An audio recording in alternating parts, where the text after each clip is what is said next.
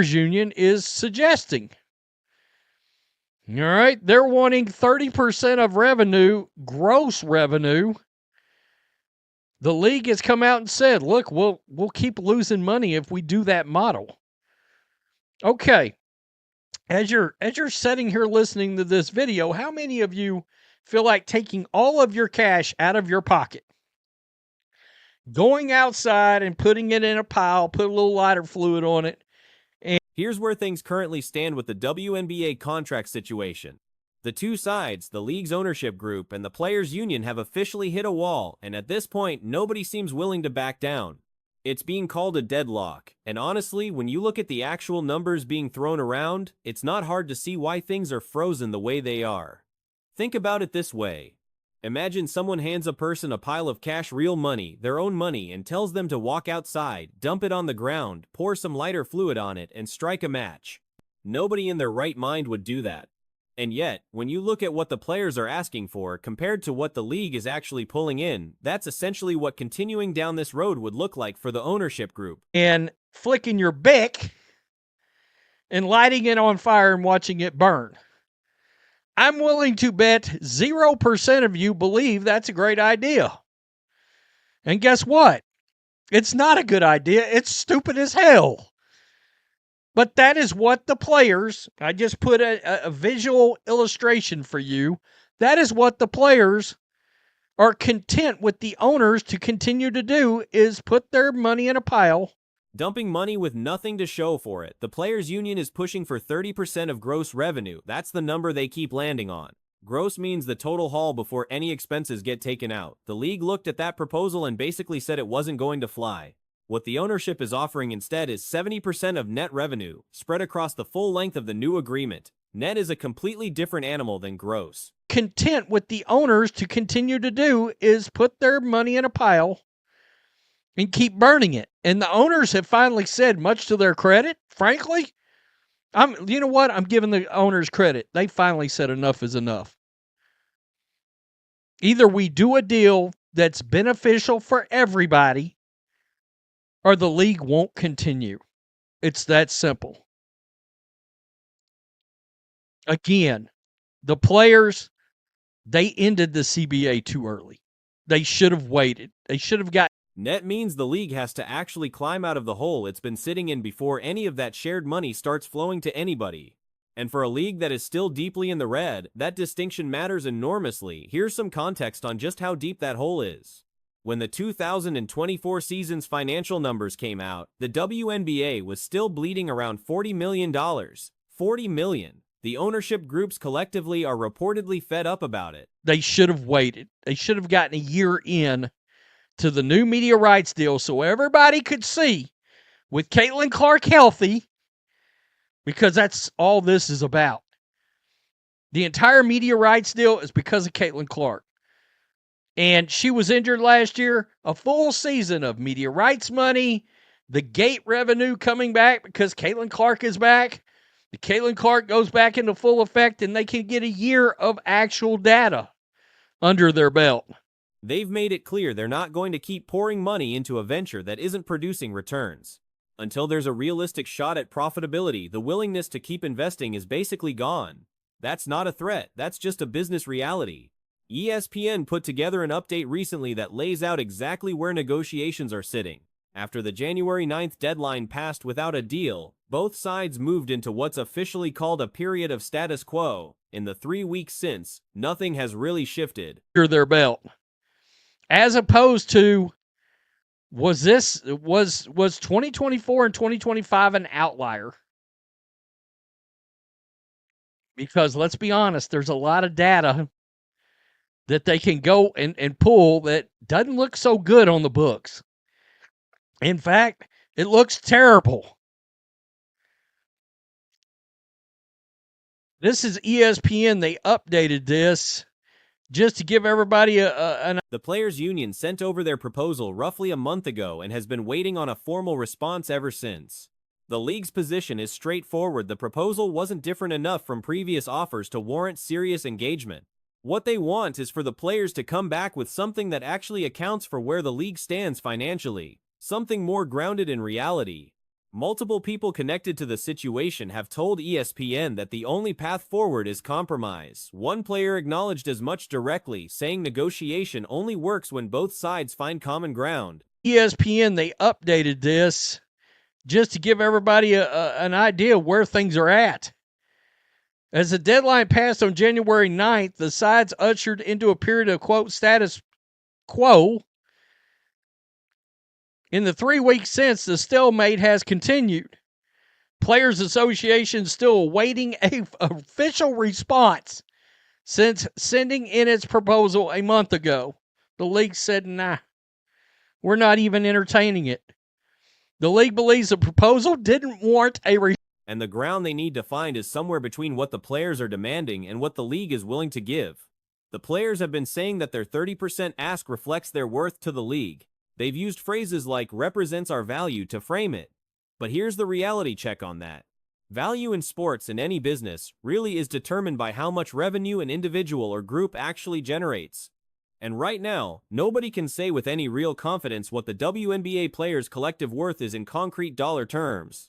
A response, since it wasn't that different from the past ones the unions have submitted. And instead, sources told ESPN it's waiting for the players to submit what it would consider a, quote, more realistic proposal.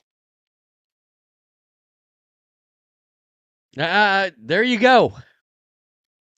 Multiple sources have told ESPN that there's an understanding that the only way to find resolution is to find compromise. Quote, that's literally what negotiation. The league is still too young in its current form, and too much of the recent buzz has been driven by one player in particular. Which brings up another significant issue. Caitlin Clark is essentially the engine behind the new media rights deal. The attention, the viewership numbers, the gate revenue, a massive chunk of all of that traces back to her. But Clark went down with an injury during last season, so the players decided to end the current contract before anyone could actually observe a full, healthy season's worth of data under the new media arrangement. Quote, that's literally what negotiation is, one player told ESPN. It says they got to come to an understanding of the revenue. We know that's a 70-30 situation. 70% of net revenue over the lifetime of the agreement. That is what the league wants to give. That's net revenue, net. And in other words, you have to start turning a profit before you see any money. That's fair. I'm not talking about their salaries. That was a mistake. If they had waited, let one complete year play out with Clark available and on the court, there would be real undeniable figures to point to. Instead, there's a lot of older data that doesn't support the kind of payouts currently being discussed, and the one season that showed genuine promise was compromised by that injury. Then there's the housing demand. The players are reportedly seeking league help with living situations throughout the year. On the surface, that might sound reasonable for a league that has historically underpaid its athletes. And not budging, it'll work out. Because that, for me, it is a really tough one, because it's tough for it to work out. It is genuinely tough for the players, because if it doesn't work out, they're kind of screwed. They're really, really, really screwed if it doesn't work out. But anyway, yeah, we are going to be taking a read of this. So, this is from Sports Business Journal. The union, which has authorized a 98% player vote in December. And by the way, I wonder how many of the 98% actually. But when the average salary is climbing toward $500,000 under whatever new deal eventually gets done, the argument starts to crack pretty quickly. Most professional athletes in other leagues, the NFL, the NBA, handle their own living arrangements without the organization covering the tab. Training camps are a different story entirely. Teams across every sport set up accommodations for those stretches, whether it's something modest or something more comfortable. But everyday housing? At that salary level, finding a place to live shouldn't be the league's responsibility. Anyway, I wonder how many of the 98% actually are okay with a strike. Like, everyone says, oh, 98% said yes, so therefore they're all okay with a strike. I wonder. They're obviously saying that because they have to, they have to show a united front. But, like, I wonder how many of them are actually okay with a strike. As I say, no firm strike decision or date has been solidified. The Players' Union on Thursday would not confirm any strike scenario, while WNBA officials denied the comment. But sources said team executives league-wide are anticipating a work stoppage and are bracing perhaps a delay in the season. Women's hockey and soccer have dealt with similar awkward conversations about basic living situations for years. It's not unique to the WNBA, but it doesn't make it any less of an uncomfortable topic to bring up. A lot of the resistance from the veterans in this league is also worth understanding. Many of them feel like they were underpaid for years, that their contribution warranted a much higher paycheck long before now, and they're trying to make up for lost earnings before their careers wind down. That frustration is completely valid on a personal level, but the league genuinely did not have the funds to pay them more back then. Season. Although there's been intermittent verbal sparring for months, CBA talks remained active and largely civil until this latest development.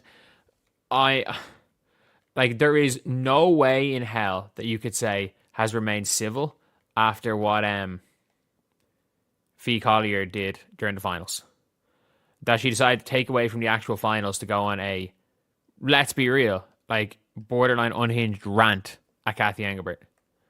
There is no way in hell that you can say, you can't retroactively collect on a debt that didn't exist in the way it feels like it should have. The ownership side has laid out their priorities pretty clearly. They want to bump up what players earn. Absolutely. But they also want to finally move the league from decades of operating at a loss into actual, sustained profitability. They want to make it worthwhile for owners to keep putting money in. If that second goal isn't part of the equation, the first one becomes meaningless because there won't be a functioning league to draw paychecks from. That she name dropped Caitlin Clark when Caitlin Clark didn't want to be name dropped. That was the moment where I'm just like, damn. Okay, that was when public sentiment kind of started going against Fee, and everyone was like, oh, people just loved Fee until, she spoke out, and it's like, no, people turned on Fee the first time was when she name dropped Caitlin Clark without telling Caitlin Clark, as a gotcha over the league. And it showed. If this whole thing falls apart and a strike actually comes about, the general consensus among observers is that the blame lands on the players. The owners have put significantly more money on the table than what currently exists. The players have turned it down. A shorter agreement, 3 years. Then back to the drawing board once more revenue data is available would be the smart play. But that's not what's being chased right now. It's also worth noting that the players aren't completely without options if things stall out entirely. Over the league. And it showed the Fee is just like everybody else. Is going to go out of her way to use Caitlin Clark for her benefit. But then again, when it's not just like everyone else in the league, when it's not time to do that, they'll blame Caitlin Clark for everything. But in fairness, Fee hasn't done that, so let's give Fee a bit of a leeway in that regard. But it says here the latest offer included more than 1.3 million maximum salary and 503k average salary. If we're being real, Unrivaled is offering another season or two of competition and income. Project B is out there. Overseas leagues have always been a fallback, so nobody is going to end up empty-handed. But that doesn't solve the bigger problem sitting right in front of everyone. Free agency is on hold. Between a 5 and 7% increase, there is no way in hell the WNBA players get a bad deal. Even though they're calling their deal like a slap in the face and all this stuff, there is no way they get a bad deal. Could they get the exact deal they want? Maybe not, maybe. But there's no bad deal. If the average salary goes to 800k, in the next 7 or 8 years, for me, not even for me, that is not a bad deal, no matter what. The expansion draft is waiting around. The two sides aren't moving, and a strike is starting to feel less like a distant possibility and more like something that's genuinely going to happen. A fresh Sports Business Journal report has made it pretty clear a WNBA work stoppage is looking more and more likely at this point. Nobody sitting around paying attention to this situation would really be caught off guard by it anymore. Back a couple months ago, the whole thing would have felt shocking. That is not a bad deal, no matter what. No matter what happens, the players are not going to be in a situation where you can say they're being screwed or they're not doing well. It says here they obviously got 70% share of net revenue, and it says the players are saying the net revenue comes out to about 15% of gross revenue. And it's yes, do you want to know why it comes out to 15%? If you're wondering why. Because the players want to include expansion fees in gross revenue. Or in their revenue. You can't include expansion fees because, yes, the league. But right now, with the clock running out and neither side willing to move, surprise isn't really on the table. Both sides are planting their feet here. The league is sitting on its position like it holds all the cards, and honestly, it kind of does. The players' union is doing the same thing, banking on the idea that holding firm will eventually shake something loose. That's a tough bet though. If this thing doesn't crack open the way the players need it to, they're really in trouble. The league makes a one-off payment, but it's offset by the fact that every single team's money is diluted till the end of time. Every single team's TV money is diluted till the end of time. So you can't use that money in those negotiations. And like that just shows, like, there are situations where I'm like, the players actually have no idea. The players actually have no idea. The expansion fees are again to offset the dilution in TV revenue, in sponsorship revenue. And it's like genuinely cornered. So here's what the reporting actually says. The union pushed through a player vote back in December, 98% approved. And here's the thing worth questioning. Does that actually mean 98% of players are genuinely cool with sitting out an entire season? Probably not. That number exists because everyone has to present a unified front.